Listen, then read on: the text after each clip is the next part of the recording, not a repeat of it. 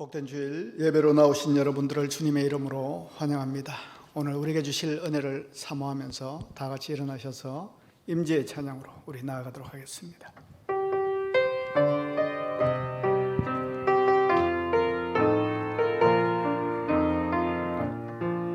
하늘의 문을 여소서,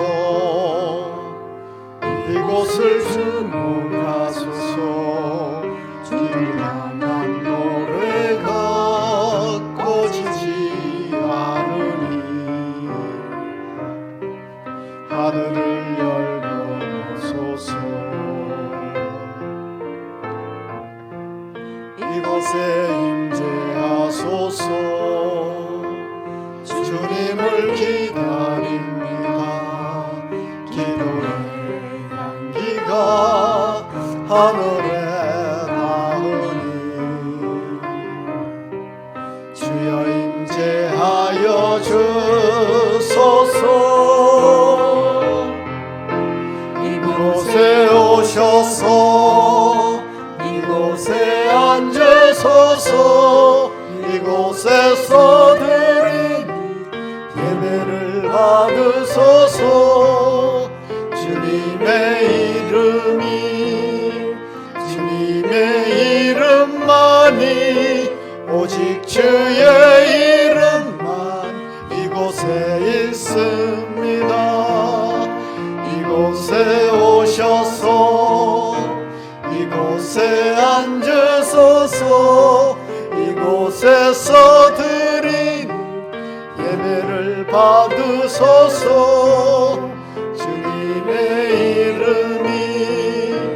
주님의 이름만이 오직 주의 이름만 이곳에 있습니다.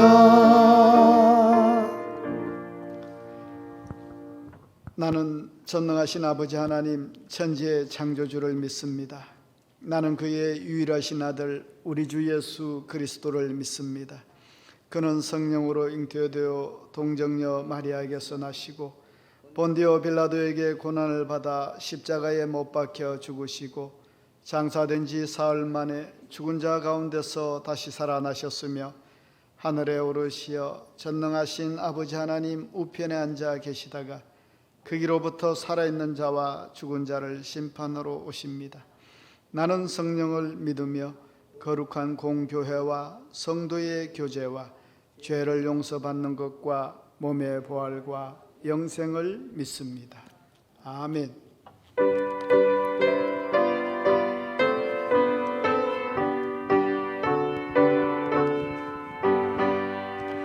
기뻐하며 경배하세. 영광의 주 하나님, 주 앞에서 우리 마음 피어나는 꽃 같아 죄와 슬픔 사라지고 의심 구름 거친 변함없는 기쁨의 주 밝은 빛을 주시네.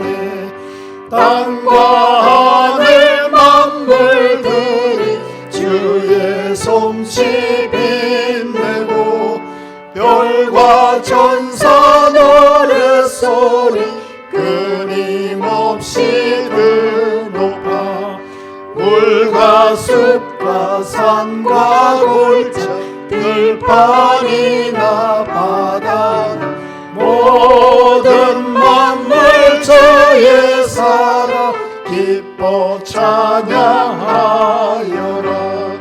우리 주는 사랑이요 복의 근원이시니 삶이 깊은 샘이 되어 바다처럼 넘치네. 아버지의 사랑 안에 우리 모두 형제니 서로 사랑하게 도와주시옵소서. 새벽별의 노래 따라 힘찬 찬송 부르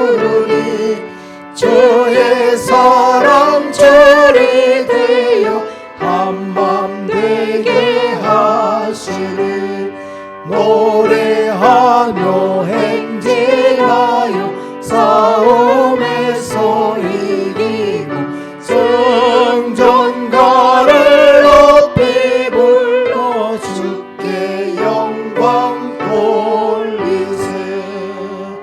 아멘.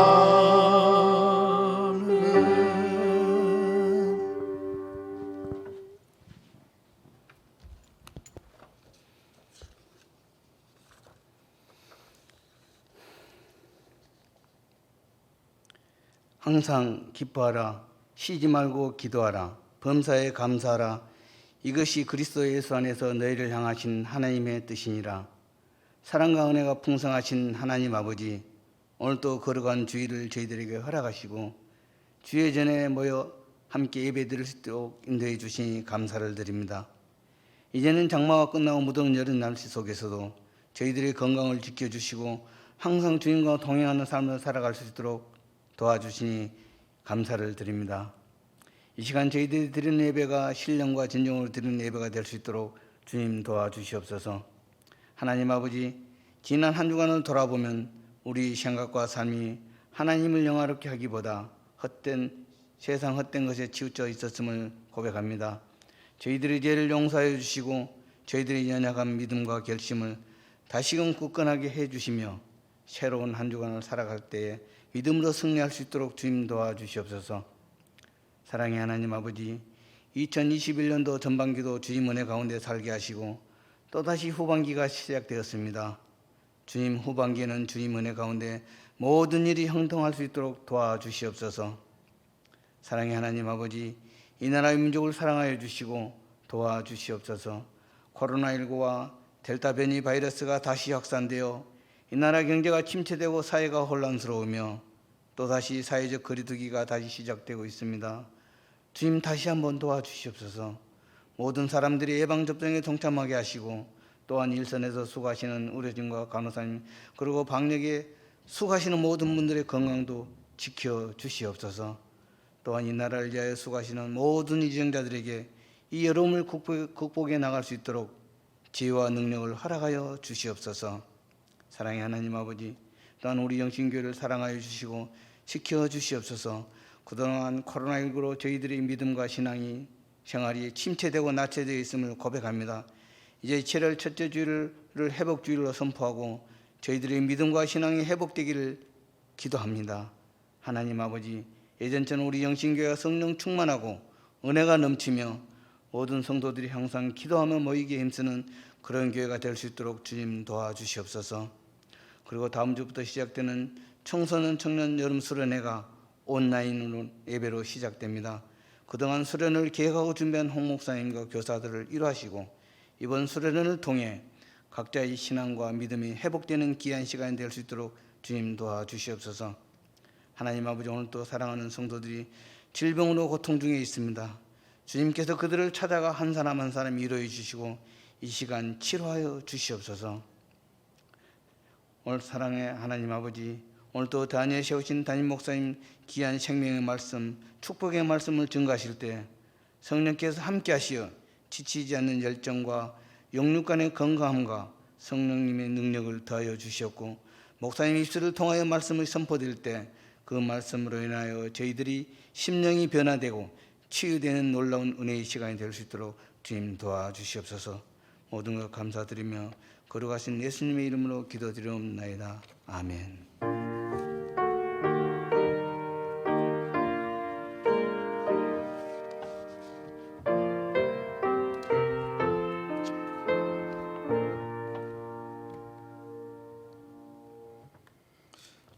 교회 소식을 알려드리겠습니다. 주보를 참조하시기를 바랍니다. 각 가정에서 비대면으로 예배드리시는 여러분들과 교회에서 예배드리시는 여러분들을 모두 주의 이름으로 축복하며 환영합니다. 새벽을 깨우는 새벽 예배와 주중에 하나님을 기억하는 수요 예배에 최선을 다해 참석하시기를 바랍니다. 교회는 제한적인 조건에서 예배드리고 있습니다. 델타 변이 바이러스의 확산이 심상치 않습니다. 일상에서의 긴장을 늦추지 말고 개인 위생과 방역에 최선을 다하시기를 바랍니다. 교회 내 소모임과 식사 모임은 금지되므로 교회에 머무는 시간을 최소해 주시고 개인 위생에도 각별한 주의를 부탁드립니다. 7월 기도 제목 참고하셔서 온 성도 매일 기도 운동 동참 바랍니다. 모든 예배는 유튜브에서 울산영신교회를 검색하시면 실시간으로 함께 하실 수 있습니다. 올해 우리 교회는 성경 일독 운동 진행하고 있습니다. 성경 통독 다 마치신 분들은 성경 읽기 표에 표시한 후 사무실로 제출해 주시기를 바랍니다. 청소년 청년 여름 수련회가 내일부터 31일 토요일까지 온라인으로 매일 진행됩니다. 여건상 온라인으로 진행되지만은 듣자하니 아주 많은 우리 청소년 청년 여러분들이 이렇게 참석을 신청을 해 주었다는 이야기를 들었습니다. 감사를 드립니다. 다음 세대의 이 신앙교육을 위해서 또 많은 기도와 관심을 부탁드립니다. 마지막 주일은 각 기관 원래회가 있는 날입니다. 기관장들은 미리 행사를 숙지하셔서 온라인으로 논의해 주시길 바랍니다. 순장님들은 온라인 코이노니아 모임 인도에 힘써 주시기를 바랍니다. 함께하지 못하는 코이노니아 가족들에게 각별한 관심과 함께 전화신방으로 동력해 주시기를 바랍니다. 그리고 코이노니아 모임 인원 보고는 토요일 오전까지는 온라인 리더방에 보고해 주시기를 바랍니다. 나머지 광고는 주보를 참조해 주시기를 바랍니다. 오늘 우리에게 주신 하나님의 말씀은 요한복음 6장 1절에서 15절까지 말씀입니다. 요한복음 6장 1절에서 15절까지 말씀, 제가 한 절 읽고 여러분들이 한 절 읽고 가정에서도 교독해 주시기를 바랍니다. 6장 1절을 제가 먼저 읽습니다. 그 후에 예수께서 디베랴의 갈릴리 바다 건너편으로 가심에 병자들에게 행하시는 표적을 예수께서 산에 오르사 제자들과 함께 거기 앉으시니 유대인의 명절이 예수께서 눈을 들어 큰 무리가 자기에게로 오는 것을 보시고 빌립에게 이르시되 우리가 어디서 떡을 사서 이 사람들을 먹이겠느냐 하시니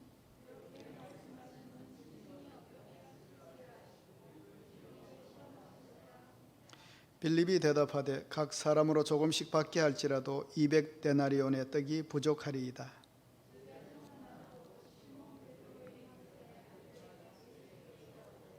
여기 한 아이가 있어 보리떡 5개와 물고기 2마리를 가지고 있나이다. 그러나 그것이 이 많은 사람에게 얼마나 되겠사옵나이까? 이 사람들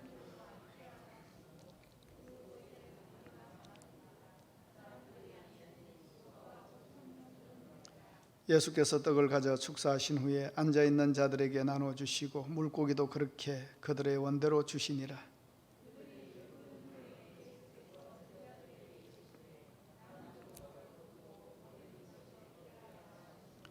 이에 그들이 보리떡 5개로 먹고 남은 조각이 12바구니에 찼더라.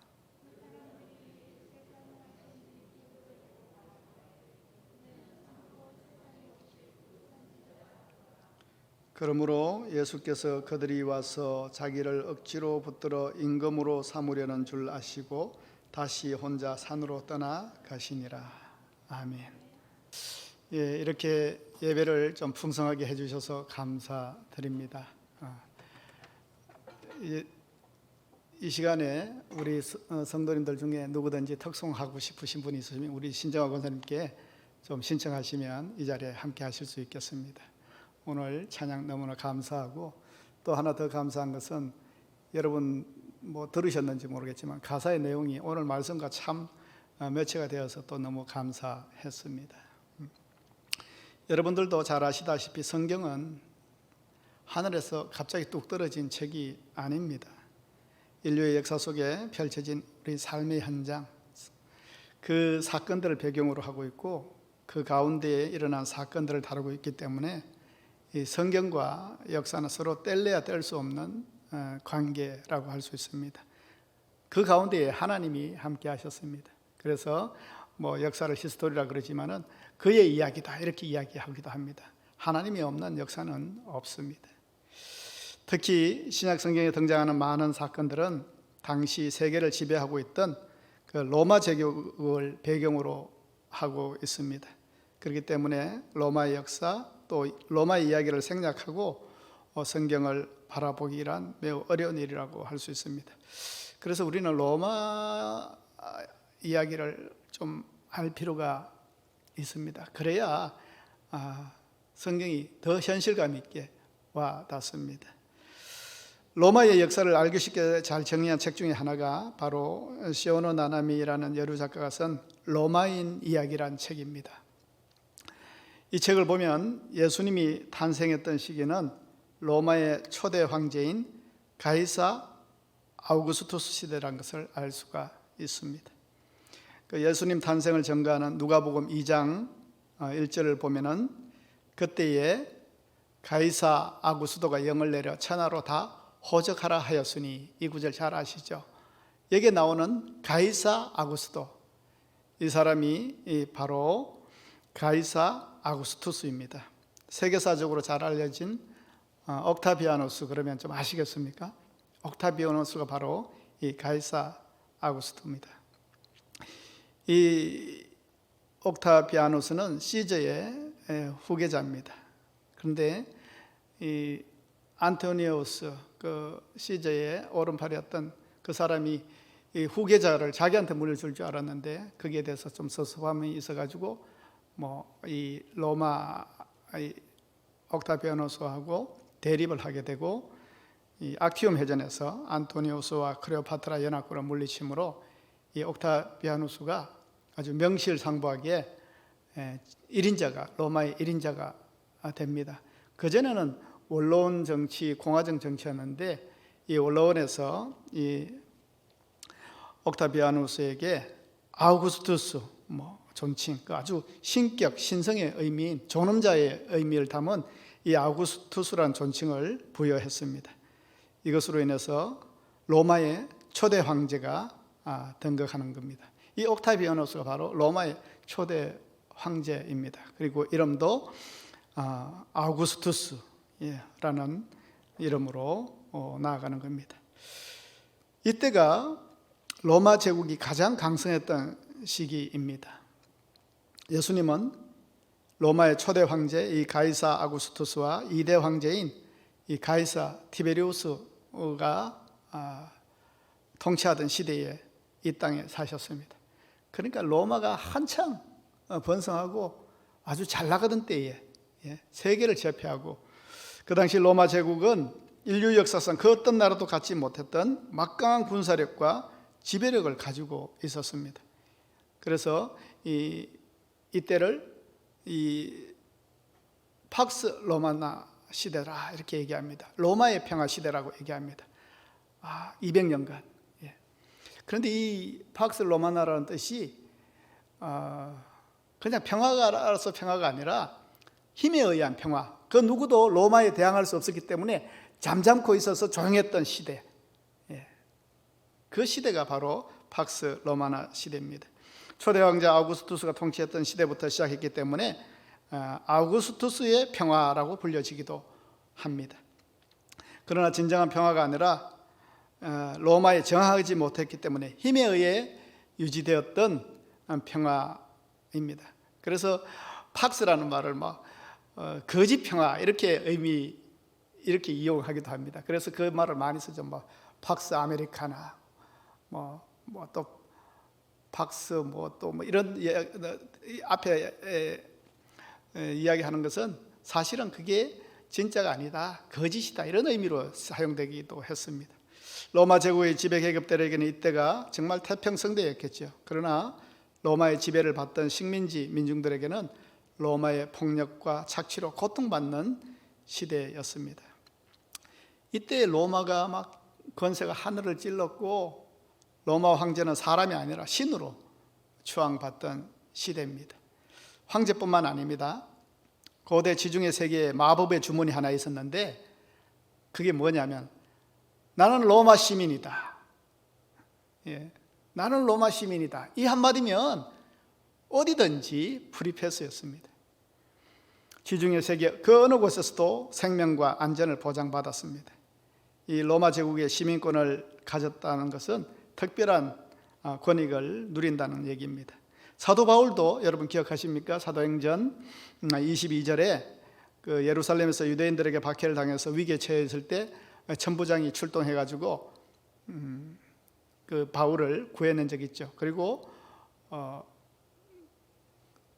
그 바울을 신문하기 위해서 포박하고 막 매로 치려고 하는데 이때 바울이 뭐라고 했습니까? 로마 시민권 찬스를 이용했죠. 나는 로마 시민이다. 이 한마디에 성경을 보시면 천부장이 그를 결박했던 것, 신문하려고 했던 것으로 인해서 두려워했다. 이런 구절이 있습니다. 그만큼 로마 시민이었다는 이 자체가 그렇게 목에 힘주고 살아갈 수 있는 그런 시대였습니다. 로마 시민권을 가진 사람들은 여러 특권을 누렸는데 로마의 관리에 임명되거나 투표할 권리가 주어졌고요. 자신이 원하는 직업을 가질 수가 있었습니다. 로마 시민들은요. 그리고 함부로 고문이나 구금을 당하지 아니했고 많은 종류의 노역과 세금을 면제받았습니다. 군대도 안 가도 됐습니다. 각종 오락과 공연을 무료로 관람할 수 있었고요. 평소에 먹는 빵도 공짜로 배급받았다고 합니다. 그리고 길이가 무려 6m나 되는 화려한 로마의 정장, 그 토가라고 하는데 이걸 걸치고 나는 너희들과 다르다 하는 차별을 마음껏 내세울 수 있었습니다. 이러한 대로마 제국의 이 시민권은 당시 사람들에게 최고의 선망이었겠죠. 또 로마가 지배하는 그 속국에서도 이 로마의 시민권을 따기 위해서 얼마나 노력을 했는지 모릅니다. 그런데 문제는 이 시민권을 얻기가 참 쉽지 않았다고 합니다. 왕과 귀족을 제외한 일반 백성들이 이 시민권을 갖는 방법은 엄청난 돈을 들여가지고 이게 사실은 나중에 그 황제의 황후가 이걸 시민권을 판 적이 있었는데 이때 엄청난 돈을 들여서 시민권을 사거나 아니면 로마의 군대에 복무해서 얻는 방법밖에 없었습니다. 로마 제국은 로마 군대에서 한 25년간 충성스럽게 복무하고 업적을 남기면 이 사람들에게 청동판에 시민권을 그 정서를 만들어서 수여했는데 이 시민권을 받은 병사를 베테랑이라고 했다고 합니다. 이게 이제 프랑스로 넘어오면서 우리가 잘 아는 베테랑이라는 단어가 여기서 출발했다는 겁니다. 그만큼 군대에서 아주 숙련되고 정예의 부대의 역할을 했던 이 군인, 이런 사람들만 시민권을 받을 수가 있었습니다. 그래서 이 바울이 로마 시민권을 어떻게 해서 가져됐을까 여기에 대해서 연구도 하는데 어떤 사람들은 그 아버지가 로마의 용병으로 그렇게 열심히 군대 생활을 했기 때문에 로마 시민권이 되어서 바울도 로마 시민이 됐다는 말도 있고 천막장사를 했던 그 할아버지가 돈이 많아가지고 로마 시민권을 샀다 이런 말도 있지만은 아무튼 바울도 로마 시민권자였습니다. 그러니까 그 당시 로마 군대가 강력한 군대가 될 수 있었던 것은 이처럼 군인들에게 엄청난 혜택을 주었기 때문에 그렇습니다. 그러니까 자기 몸을 안 돌보고 막 목숨을 걸고 전쟁터에 나가는 겁니다. 그래서 공을 세우려고 하고 왜 그렇게 해요? 로마 시민권 따려고. 그래서 유능한 젊은이들이 황제의 시민이 되기 위해서 용병으로 군대에 지원했고 전쟁터에서 전공을 쌓기 위해서 최선을 다했던 겁니다. 이런 시대에 그 로마의 속국이었던 유대, 이 유대는 로마 정부에서 파견한 수리아 총독의 통치를 받고 있었죠. 그래서 이 로마는 이 유대인들의 독특한 이 정서를 감안해서 유대 지역의 협조자로 이두메 출신, 유대인 아닙니다. 헤롯 가문의 헤롯을 분봉왕으로 세웠습니다. 왕이라고 해서 온전한 왕이 아니라 분봉왕 그러면 한 4분의 1의 왕, 지역 왕입니다. 당시 유대 가문이 아니었던 이 헤롯 왕가는 유대인들과 로마 제국의 환심을 얻기 위해서 양다리 정책을 펼쳤는데 유대인들한테 잘 보이기 위해서는 그 성전을 아주 어마어마하게 지어서 유대인들의 환심을 살려고 했습니다. 이것이 바로 헤롯 성전입니다. 그리고 로마인들에게는 도시를 만들어서 황제에게 헌정을 했는데, 뭐 가이사라 빌립보도 있고, 하나는 이제 헤롯 안티바가 갈릴리 해변에 새롭게 도시를 건설해서 갈릴리 왕국의 수도로 삼고 2대 로마 황제 티베리우스에게 헌정한 디베랴라는 도시가 있었습니다. 오늘 본문에 등장하는 이 디베랴가 바로 로마의 마음을 얻기 위해서 헤롯이 세운 그 황제의 기념 도시입니다. 여기에 설명을 조금 더 붙이자면은 당시 로마 제국에 속해 있는 영토에서 황제의 이름을 붙인 도시들이 있지만은 아무 곳에나 뭐 황제의 이름을 붙일 수가 없습니다. 황제의 어떤 권위에 걸맞는 그런 도시에만 이 황제의 이름을 붙인 도시를 명명할 수 있었습니다. 초라하고 작고 보잘것없는 그 도시에 뭐 황제 이름을 막 무조건 이렇게 명명하고 갖다 붙이면은 반대급부죠. 이렇게 로마 황제를 모욕하는 일이 되는 겁니다. 그래서 이것을 가능하기 위해서 두 가지 조건을 충족시켜야 되는데, 첫째 조건은 도시의 규모가 로마 황제의 위엄에 걸맞는 아주 웅장한 규모를 갖춰야 된다는 겁니다. 그러기 위해서 건물을 세워도 웅장한 석재와 화려한 대리석을 사용해야 되는 겁니다. 그래서 우리가 어떤 바울의 선교 여행지를 다니다 보면은 로마가 아니어도 아주 웅장한 대리석으로 지은 건물들을 보고 화려한 목욕탕들도 보고 이렇게 되는데, 그것이 다 로마의 가치를, 황제가 또 선호하는 것을 갖추어 놓아야 된다는 겁니다. 그리고 로마 황제 이름이 붙여진 도시에는 당시 로마 제국이 추구하던, 자랑하던 것들을 그대로 좀 담고 있어야 됩니다.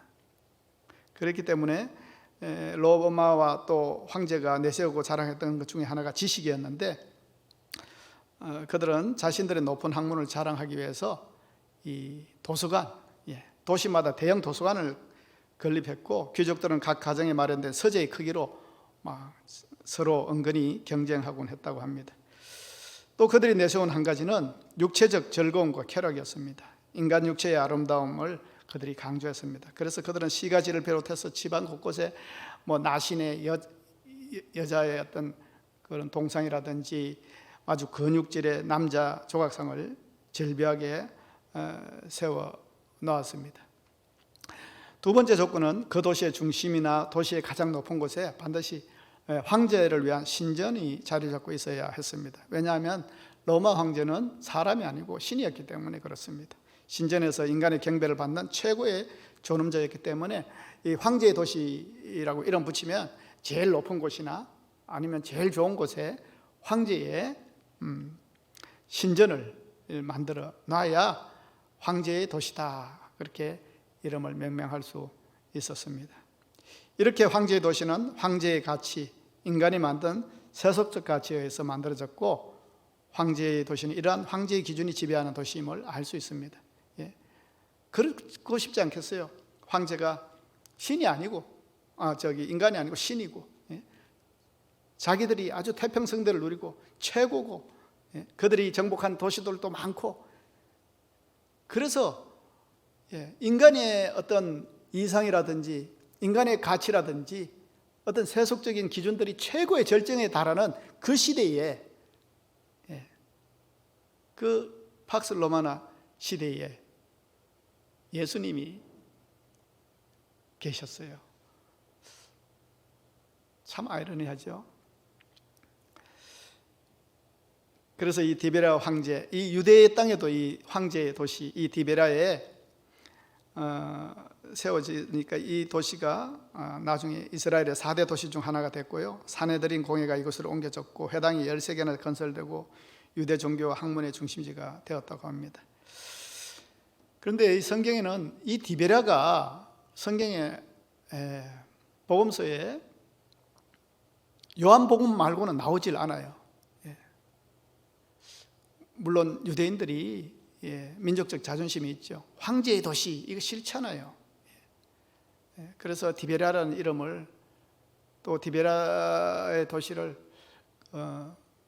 언급하기 싫어하지만은 오늘 본문에 보면은 이 디베랴라는 이름이 2번 나오고 나머지 한 번은 요한복음 21장에 등장합니다. 왜 사도 요한이 유대인인데도 불구하고 디베랴라고 부르는 것은 무슨 의도일까 한번 생각을 해봐야 되는 겁니다. 그것을 알기 위해서 오늘 말씀, 여러분 너무나 잘 아는 오병이어 기적 다루는 말씀 아닙니까? 이 사건은 어마어마한 사건이죠. 5천 명이 민생고를 해결하는 놀라운 일, 어느 임금도 못할 것 같은 이 일들이, 이 기적이 일어난 겁니다. 사복음서에 모두 기록되어 있습니다. 너무나 큰 기적이었기 때문에 사복음서 기자들은 모두 이 사건을 보도했는데, 그런데 지금까지 우리는 이 오병이의 기적의 말씀을 보면서 어떻게 해서 이런 기적이 일어났는가, 거기에 초점을 맞췄는데, 오늘은 어떻게 해서가 아니라 어디에서 이 오병이의 사건이 일어났는가, 여기에 좀 초점을 맞추고 말씀을 들을 필요가 있습니다. 오늘 1절을 보십시오. 그 후에 예수께서 디베랴의 갈릴리 바다 건너편으로 가시매, 이렇게 시작합니다. 지금 말씀은 우리가 지금 앞에서 서론으로 얼마나 그 황제의 도시를 얼마나 언급했어요. 황제의 도시는 이렇게 좋은 곳이고 이렇게 화려한 곳이고 이렇게 거대한 곳이고 황제의 가치가 집약된 그런 도시다.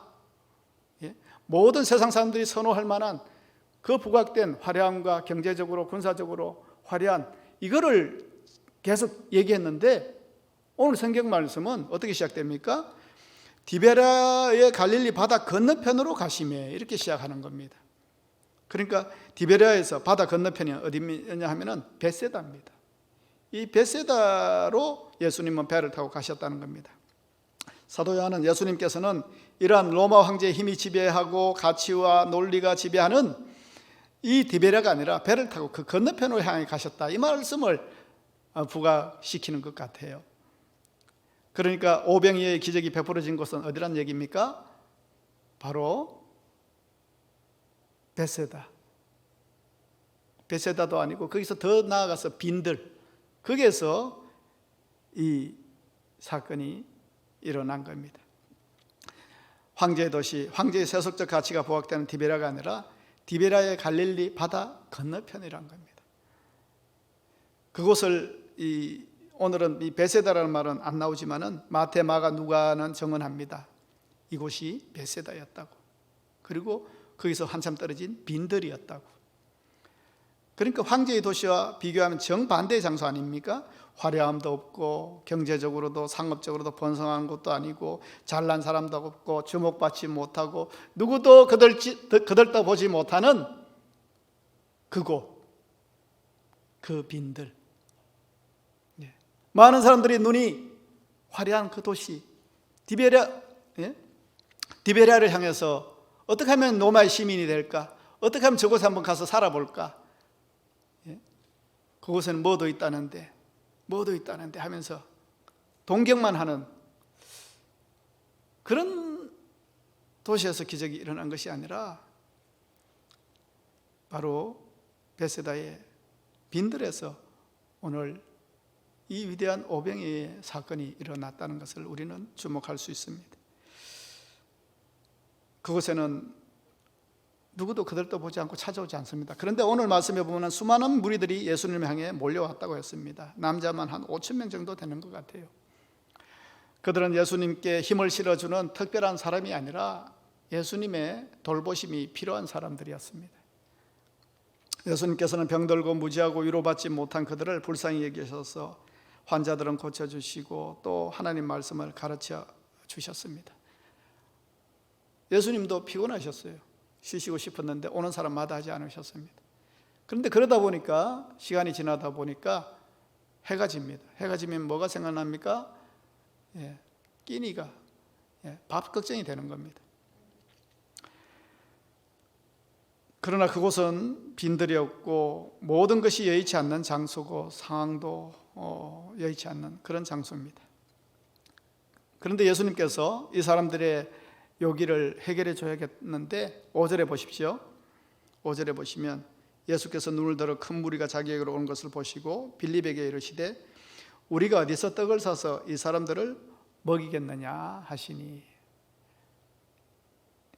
제자들은 그런 생각 안 했습니다.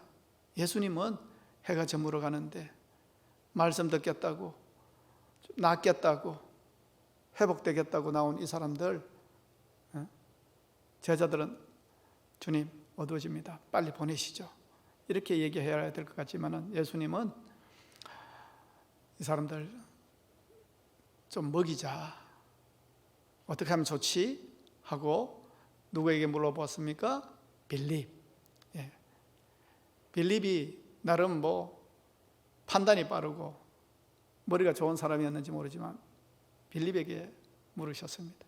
성경에 보면은 빌립을 뭐라고 하는지 시험하셨다는 내용으로 나오죠. 그런데 빌립의 반응이 어떻습니까? 컴퓨터 같은 그 좋은 머리를 빨리 굴려서 나온 대답이 7절입니다. 7절 한번 보시죠. 빌립이 대답하되 각 사람으로 조금씩 받게 할지라도 200데나리온의 떡이 부족하리이다. 그의 계산은 틀리지 않았습니다. 정확한 판단입니다. 200데나리온,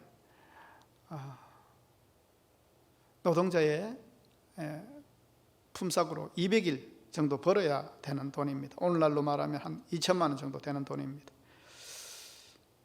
그만한 돈이 필요하다는 겁니다. 그런데 그 돈이 있습니까? 돈 없습니다. 그런데 돈이 있다고 해도 살 수가 없습니다. 왜요? 이곳은 빈들이고 조금 더 나아가면은 베세다가 있지만 그것도 작은 시골입니다. 그곳에서 그만한 양의 떡을 살 수도 없고, 그러니까 빌립의 계산은 뭡니까? 안 된다는 겁니다. 돈도 없고 돈이 있어도 못 산다는 겁니다. 방법이 없다는 겁니다. 여러분, 돈도 없고 돈이 있어도 안 되는 곳, 그곳이 디베라 건너편입니다. 아무것도 없고 하나 해볼 수 없는 곳이라는 겁니다. 이때 제자 중 하나인 안드레가 예수님께 나왔습니다. 이 안드레는 예수님께 보리떡 5개와 물고기 2마리를 가지고 있는 소년을 소개했습니다. 주님, 이 아이가 이거 내놓을 수 있다는데요 하면서 답을 가지고 나온 거 아닙니다. 주님, 이렇게 하면은 이 5,000명 먹일 수 있습니다. 이런 해안을 가지고 좀 예수님께 제시하면 얼마나 좋았겠습니까? 택도 없는 그 소재를 제시한 겁니다. 물고기 2마리하고 떡 5개. 이게 뭐가 되겠습니까?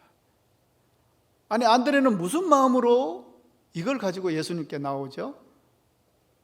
예수님이 너 장난하냐? 이런 소리 들을기 딱 좋은 행동 아닙니까? 그러나 아무것도 아니지만은 안드레는 그런 생각이 있었던 것 같아요. 이래도 안 되고 저래도 안 되지만은 우리에게 예수님이 계시잖아. 주님 앞에 가지고 나오면 주님이 해결해 주실 것이라는 믿음이 있었습니다. 안드레는 그 믿음의 마음을 가지고 나왔습니다. 주님은 하실 수 있을 거야. 그 기적의 소재가 되는 그 아무것도 아닐 것 같은 그 소년이 내놓은 물고기 2마리와 떡 5개, 자기가 먹으려고 도시락을 사왔는지 모르죠. 그거 내놓는 것도 대단한 거지 않습니까? 자기가 먹어야죠. 이렇게 아무것도 없는 빈들이었지만 예수님 앞에 믿음의 방법, 순종의 방법으로 나아갈 때 여러분 어떤 일이 벌어집니까? 12절을 보면은 그들이 배부른 후에 예수께서 제자들에게 이르시되 남은 조각을 거두고 버린 것이 없게 하라 하심으로, 여러분 남았다는 겁니다. 그전에는 200데나리온의 돈이 있고 떡을 그만큼 사도 배불리는 못 먹게 할 겁니다. 조금씩 받게 할지라도. 200데나리온의 떡이 부족할 겁니다. 한 돈이 1,000만 원 가지고 떡을 사도 이 사람들 그냥 한 덩이도 못 줍니다. 여기도 못 합니다. 그게 인간의 현실입니다. 방법입니다. 그런데 오늘 12절의 말씀은 뭐예요? 남았다는 겁니다.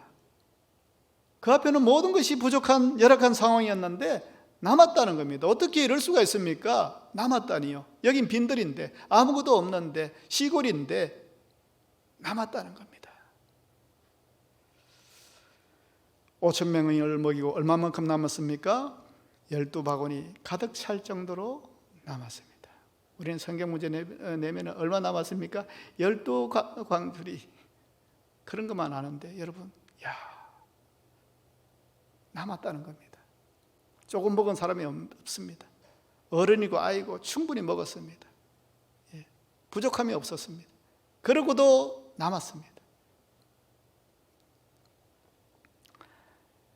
이것이 예수님이 함께 하시는 은혜인 줄 믿습니다. 여러분, 지금 예수님께서 기적을 베푸신 곳이 어디라고 했습니까? 바로 디베라 갈릴리 바다 건너편이었습니다. 황량한 빈들이었습니다. 황제의 도시 디베라와는 다른 아무것도 없는 곳입니다. 세상 사람들이 흠모할 만한 것이 전혀 없는 이 베세다 빈들에서 오병이어의 기적이 일어난 겁니다. 디베라가 크고 화려하고 거대함을 자랑할 수 있는 곳이 많을지 모르지만, 그러나 비록 작은 곳, 아무것도 없는 그곳이라 할지라도 그곳에 예수님이 계셨기에 이 모든 일이 가능해졌다는 것을 여러분 잊지 마시기를 바랍니다. 여러분, 믿음의 기적은 우리가 어디에 있는가가 중요한 것이 아니라 우리가 누구와 함께 있는가, 이것이 중요한 줄 압니다. 진정한 위로와 기적은 우리 주님께서 함께 하시는 디베라 건너편에서 일어난다는 사실을 깊이 명심하시기를 바랍니다. 화려한 도시, 잘 나가는 도시, 이것도 할 수 있고 저것도 해줄 것 같은 모든 것이 갖추어져 있는, 부족함이 없는, 그래서 하나님도 필요 없는 그런 세상을 산다 할지라도 여러분, 그러나 그곳에서 하나님의 은혜는 아닙니다. 여러분, 작은 것은 무가치하고 소홀히 취급되기 쉬운 시대를 우리는 살아갑니다. 큰 일, 위대한 일, 규모가 큰 것에만 가치가 있다고 생각하는 그런 시대에 우리가 지금 살고 있잖아요. 좀 더 큰, 좀 더 메이저인, 좀 더 메이커인, 그런 것을 선호하고 그것을 가지기를 원하는 우리 일상 아닙니까? 우리 믿음의 삶도 마찬가지입니다. 예수님 시대나 오늘 시대나 영원한 가치, 거룩한 가치가 이 세속의 거대함의 가치에 눌려서 숨쉬기 어려운 시대를 우리는 살아갑니다. 이것이 황제의 논리입니다. 우리 모두가 선호하는 거대한 세상의 힘, 세상의 지식, 세상의 위치, 세상의 아름다움, 막 비교, 우위, 이것만을 향해서 나아가는 우리 인생 아니냐는 겁니다. 물론 거대함은 그만한 매력이 있는 것이 사실입니다. 그걸 얻을 수 있고 갖출 수 있으면 하십시오. 그러나 작은 것도 무시하지 말아야 되는 겁니다. 특히 무시하지 말아야 될 것은 주님이 계시는 그곳을 무시하지 말아야 됩니다. 거대함의 가치, 세상이 선호한 그 가치를 할지라도 그것은 영원함의 가치에 우선될 수 없습니다. 아무리 크고 위대해도 일시적인 것이라면 가치가 없는 겁니다. 영원한 것이 귀한 거죠. 그것에 진실이 없고 사랑이 없으면, 주님이 찾으시는 것이 없으면 그것은 일시적인 황제의 가치일 뿐입니다. 여러분, 이런 것이 지배하는 곳에는 그곳이 아무리 경건한 교회고 심지어는 그곳에 1년 내내 예배만 드려지는 수도원이라 할지라도 아무런 복음의 능력, 복음의 은혜가 없다는 사실입니다.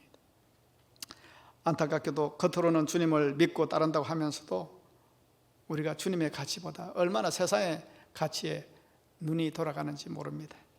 황제의 가치와 황제의 논리를 따르는 교회와 그리스도인들이 오늘 얼마나 많은지 모릅니다. 오늘 15절 말씀 보십시오. 그러므로 예수께서 그들이 와서 자기를 억지로 붙들어 임금으로 삼으려는 줄 아시고 다시 혼자 산으로 떠나가시니라 라는 말씀이 있습니다. 그 민의식 위천, 그런 말이 있습니다. 백성은 먹는 것으로 하늘을 삼는다. 이 배고픔을 해결해 주는 그 사람이나 그 나라 이런 것이 더 중요하다 이렇게 이해할 수 있습니다. 이것을 해결해 주는 사람은 하늘이란 겁니다. 지금 이 5천 명이 이 민생고를 누가 해결해 주셨습니까? 예수님. 그들이 막 눈이 번쩍 떠 있겠죠. 그러자 이 오병이의 기적을 맛본 이 사람들이 예수님을 억지로 붙들어서 임금으로 삼으려고 했습니다. 그러자 예수님은 이들을 피해 산으로 떠나가셨다고 얘기합니다. 왜 그렇습니까? 예수님이 왜 이 사람들 임금으로 삼으려고 추대하고 옹이하고 그러면은 그 힘을 얻어서 뭔가 나설 수 있잖아요. 힘을 얻을 수 있잖아요. 근데 예수님 떠나가셨습니다. 여러분, 지금 이들은 예수님을 임금으로 삼으려 한 것은 빵을 해결해 주시는 오병이의 기적을 일으킨 주님의 능력 정도면 로마의 총독을 몰아내고 독립을 할 수도 있을 것 같고 자신들의 욕망을 거뜬히 채울 수 있을 것이라고 생각했기 때문에 그렇습니다. 이런 분이라면 우리가 예수님 따르겠습니다. 예수님 예루살렘으로 나가셔서 왕이 되시지요. 그래서 저 로마를 우리를 압제하는 저 로마를 에서로부터 우리를 독립시켜 주십시오. 해방시켜 주십시오. 막 이렇게 막 추대하고 막 비행기 태우고 막 그렇게 할 것 같지 않습니까? 여러분, 지금 이들의 마음과 생각에 뭐가 지배하고 있습니까? 바로 예수님을 내세워가지고 힘과 권력으로 세상을 지배하고자 하는 이 황제의 논리, 황제의 가치. 우리도 할 수 있다. 우리도 화려해질 수 있다.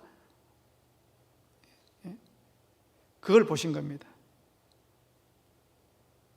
이것 예수님을 통해서 막 자기들의 욕망을 성취하려는 그 인간의 그 황제의 가치, 황제의 논리, 이 모습을 예수님이 보시고 어떻게 하셨어요?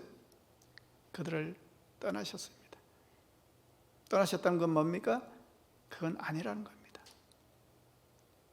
여러분, 오늘 이 땅의 교회도 마찬가지입니다. 우리의 믿음의 삶 또한 주님의 기준과 가치가 지배하는 것이 아니라 교회가 주님의 가치, 주님의 논리에 따라 세워지지 않고 황제의 논리, 황제의 가치, 세속의 기준이 지배하게 되면 주님은 더 이상 그곳에 함께 하시지 않고 그곳을 떠나가시는 거 아니겠습니까? 주님보다, 주님이 원하시는 것보다, 주님이 찾으시는 것보다 세상이 인정해 주는 것, 거기에 맞추려고 노력하는 교회라면, 그리고 내 믿음이라면 주님이 나와 함께 하시겠느냐는 겁니다. 눈은 저쪽으로 벌써 들어있는데 바른 교회에 있어도 교회에서 아무리 이렇게 살아야 됩니다 하는데도 세상 그렇게 해서 못 살아요. 세상에 논리가 있지 않습니까? 누구를 밟아야 되고 끄집어 내려야 되고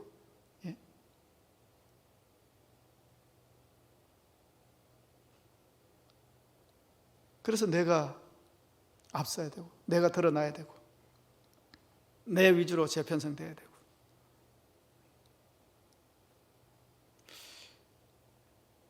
여러분, 한국 교회를 한번 보시기 바랍니다. 지금 교회 안에서 얼마나 많은 황제의 논리, 세속의 논리, 세상의 논리가 판을 치는지 모릅니다. 하나님 말씀 전하고 주님께서 이렇게 말씀하셨습니다. 주님이 이래 살으라고 하셨습니다. 그렇게 얘기해도 하고는 마음은 세상의 논리를 따라가는 겁니다. 세상의 방법을 선택하는 겁니다. 교회가 언제 그랬냐고요? 교회 막 크게 세우려고 하고 막 수적 성장으로 막 교회를 판단하고, 교회 얼마 모입니까? 예산 얼마입니까? 예? 제가 노예 활동 해보니까 그래요. 모이는 목사님들도 수준으로 교회 규모에 맞게 모이기도 하고. 예.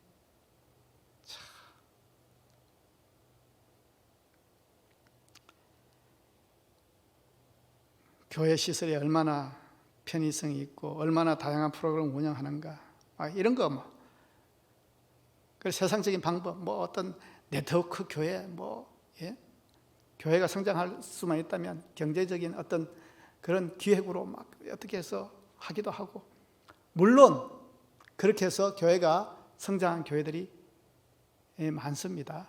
그래서 지금 교회들이 얼마나 많고 얼마나 잘 지었고 얼마나 잘 나갑니까? 그런데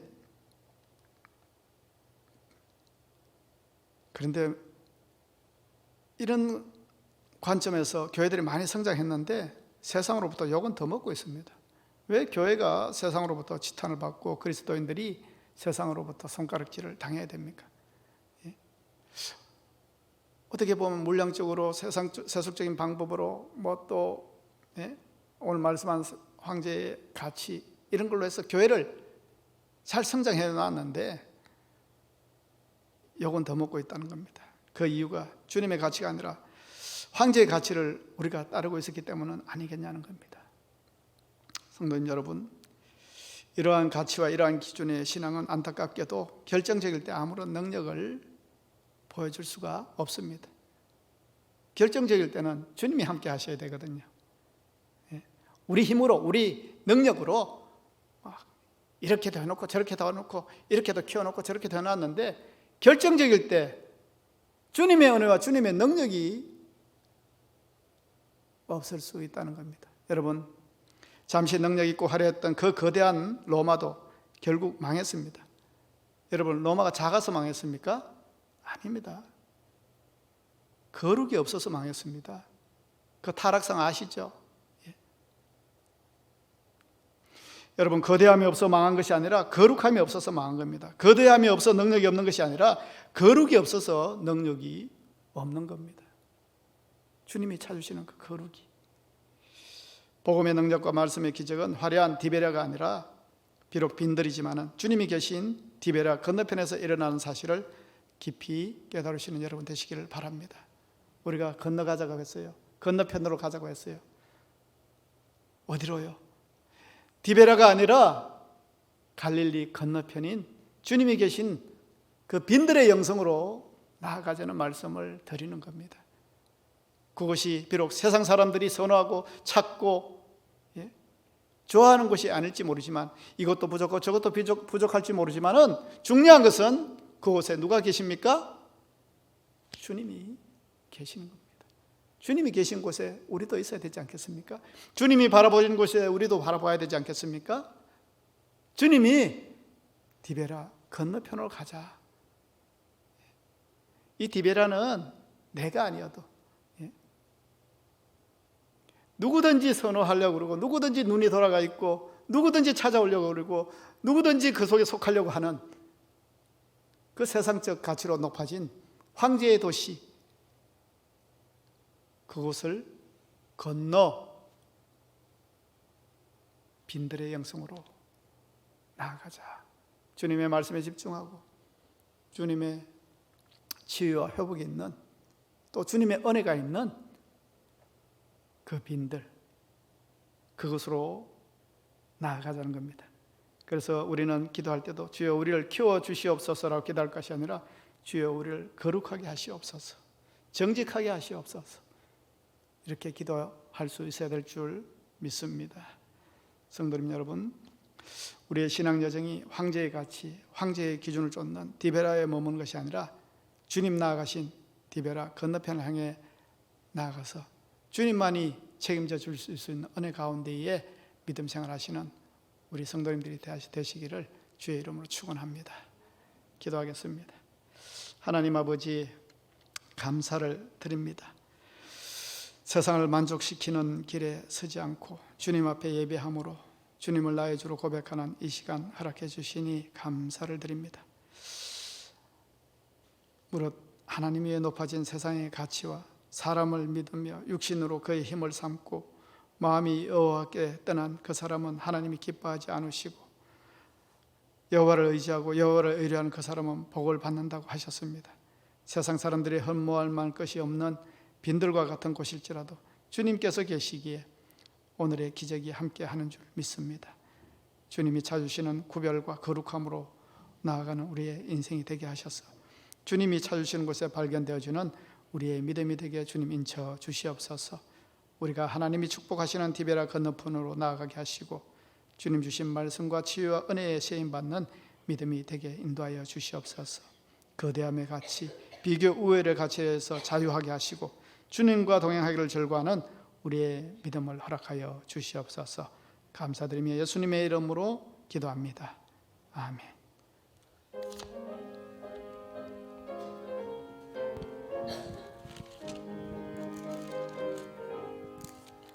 고난의 영혼 편히 곳과 풍랑이 일어도 안전한 보고 폭풍까지도 다스리시는 주의 영원한 팔의지에 주의 영원하신 팔 함께하사 항상 나를 붙드시니 어느 곳에 가든지 요동하지 않음은 주의 팔을 의지함이라.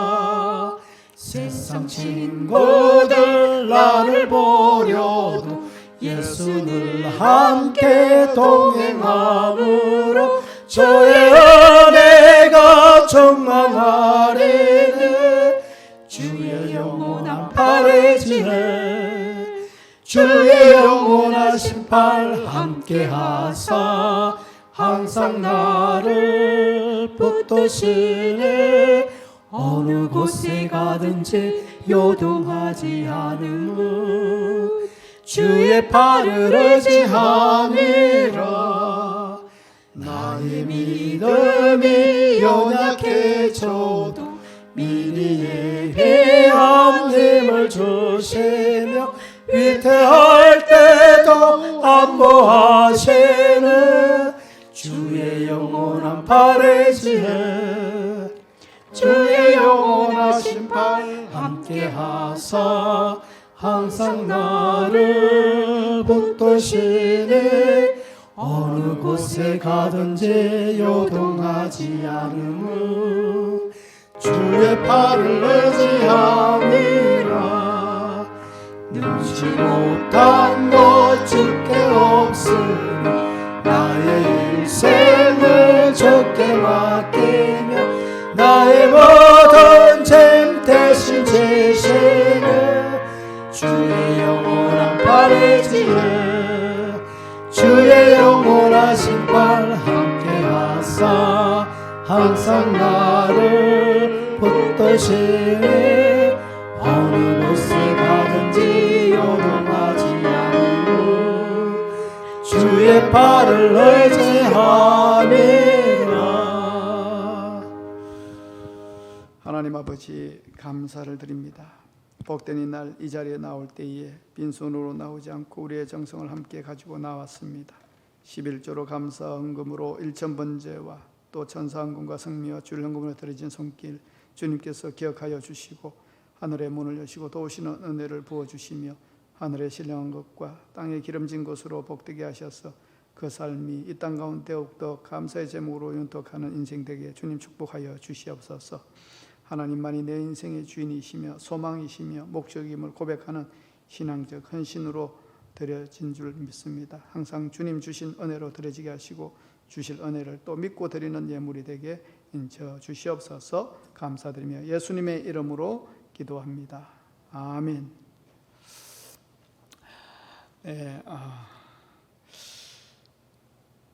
코로나19로 인해서 조금 긴장 관계에 있습니다. 그러나 우리가 조심하고 조금 더 주위를 좀 돌아보면서 애쓰면은 예배에 지장은 없으리라 생각을 듭니다. 항상 예배에 성공할 수 있도록 항상 주위를 좀 조심하시고 좀 돌아보시고 또 자기 관리 잘 하셔서 예배에 방해받지 않는 여러분들 되시기를 바랍니다. 우리 서로 격려하며 인사하겠습니다. 사랑하고 축복합니다. 건강하십시오. 다 같이 일어나셔서 635장 찬양합니다.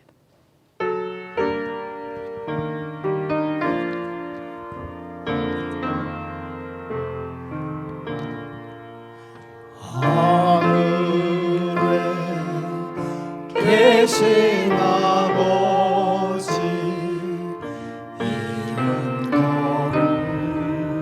거룩하사 주님 나라 임하시고 뜻이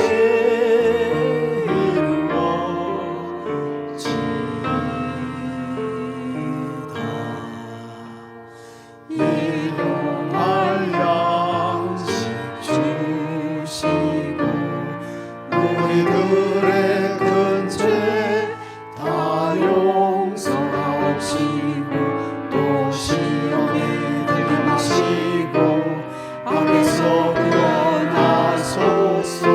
대개 주의 나라 주의 권세 주의 영광 영원히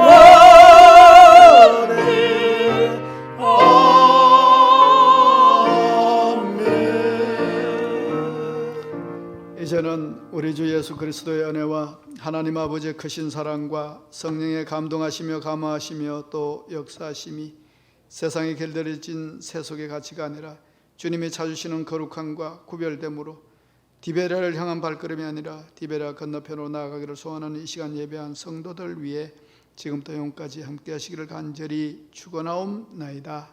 아멘.